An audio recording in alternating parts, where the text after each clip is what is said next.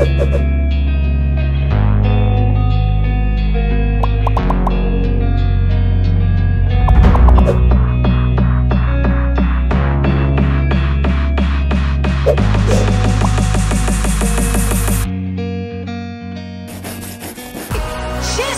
Attack!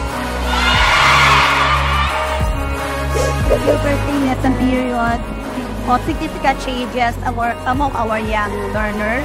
Maraming questions na nabubuo sa kanila, and we believe through this Pad-ibig Diary, nakakatulong na sa kanila yung pad na nagagamit nila. At the same time, napapakinabangan nila yung mga story at makakatulong ito magbigay ng information sa kanila para ma-overcome nila kung ano man yung mga katanungan na bumabangon sa kanila sa kanilang puberty period.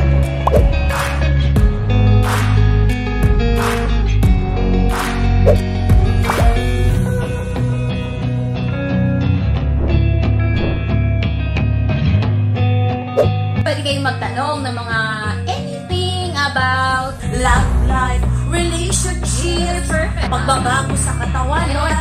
About reproductive health. Pwede magtanong dito kasi safe po magtanong. Safe po magtanong.